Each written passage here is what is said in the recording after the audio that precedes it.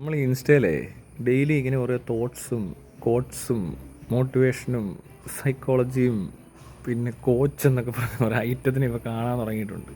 കൂടുതലും സ്ത്രീകളായി പരിപാടിയായിട്ട് ഇറങ്ങിയിരിക്കുന്നത്. ഒന്നിനും ലോകവിവരം എന്ന് പറയുന്ന സാധനം ഇല്ല, ലൈഫ് എക്സ്പീരിയൻസ് എന്ന് പറയുന്ന സാധനം ഇല്ല.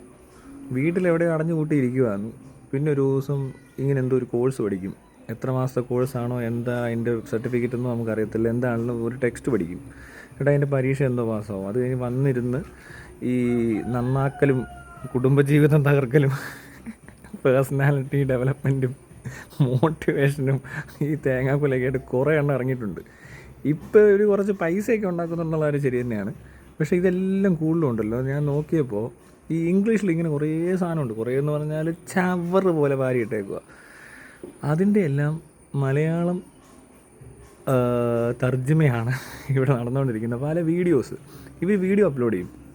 അതെന്ന് പറയുന്നത് ഇംഗ്ലീഷ് വീഡിയോസ് മാറ്റി മലയാളത്തിലാക്കിയിട്ട് നിങ്ങളും നിങ്ങളുടെ കാമുകിയും തമ്മിൽ തെറ്റിപ്പിരിഞ്ഞിരിക്കുകയാണെങ്കിൽ ഒരു കമ്മ്യൂണിസ്റ്റ് വെച്ച് എടുത്ത് അരച്ച് മൂക്കിലൂടെ പിഴിഞ്ഞൊഴിച്ച് അത് വായിലൂടെ തുപ്പുക, പിന്നെ കാന്താരിമുള അരച്ച് അവിടെയൊക്കെ തേക്കുക, അപ്പോൾ നിങ്ങൾക്കൊരു ആശ്വാസം കിട്ടും. ഗൈസ് എന്നൊക്കെ പറയുന്നത് കുറേ ഗൈസ് എന്ന് പറയത്തില്ല ഇവർ. ഇവരുടെ സ്ഥിരം വാക്കുകൾ എന്തൊക്കെയാണെന്ന് വെച്ചാൽ ട്രോമ, ഹീലിംഗ്, ലൈഫ് കോച്ച്, പിന്നെ കുറേ ഉണ്ട്. അങ്ങനത്തെ കുറേ സാധനങ്ങളുണ്ട്. റിലേഷൻഷിപ്പ് അതാണല്ലോ മെയിൻ. ലോകത്ത് റിലേഷൻഷിപ്പ് ഇല്ല പിന്നെ ഒരു പഴം നടക്കത്തില്ല. അത് ഇവർ പറഞ്ഞിട്ട് വേണം അറിയാൻ, അല്ലേ ആർക്കും അറിയത്തില്ല.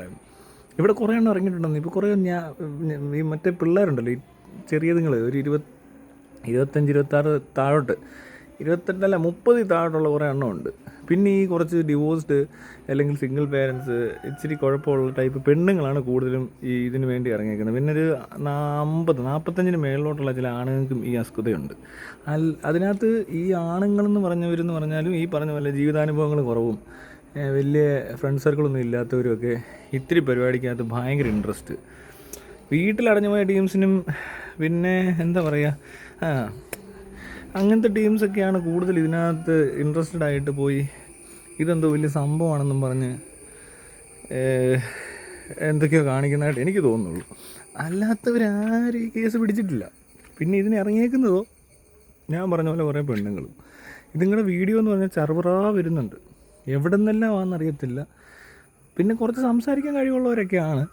അതുകൊണ്ട് ഈ പറഞ്ഞവർക്ക് വേറെ ആൾക്കാരെയൊക്കെ എങ്ങനെയൊക്കെയോ കൺവിൻസ് ചെയ്തിട്ട് അതാണ് ശരി, ഇപ്പം ഞാൻ പറഞ്ഞില്ലേ അതാണ് നിങ്ങളുടെ അസുഖം, ഇതിന് പറയുന്ന പേരെന്താണെന്നറിയാമോ എന്നൊക്കെ പറഞ്ഞ് കുറേ ഐറ്റമായിട്ട് നടപ്പുണ്ട്. ഇത് ശ്രദ്ധിക്കാൻ തുടങ്ങിയപ്പോഴാണ് കാര്യം മനസ്സിലായത്.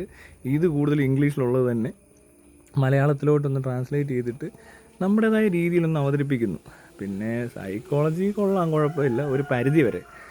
ഇതൊന്നും അറിയാത്തവർക്ക്, ഒരു ബന്ധമില്ലാത്ത ഈ ലോകമായിട്ട് യാതൊരു ബന്ധമില്ലെങ്കിൽ ചിലപ്പോൾ ഇതുവഴിയൊക്കെ അവർക്ക് മനസ്സിലാക്കാൻ പറ്റത്തുള്ളെങ്കിൽ പിന്നെ വേറെ നിവൃത്തിയില്ലെന്ന് പറയാം. അല്ലാത്തവർക്കൊന്നും ഇതുകൊണ്ട് വലിയ പ്രയോജനമില്ല. പക്ഷേ ഇതൊരു എന്താ പറയണ്ടേ, ഇതിനിപ്പം മിക്കവാറും ഇവരെല്ലാം ചീത്ത വിളിച്ച് ഓടിക്കേണ്ട ഗതികേടാണ്. അത്രയ്ക്കങ്ങ് അതിപ്രസരം. ഇൻസ്റ്റയിലാണ് കൂടുതലും ഈ ചവറുകൾ വന്ന് ഇറങ്ങിയേക്കുന്നത്.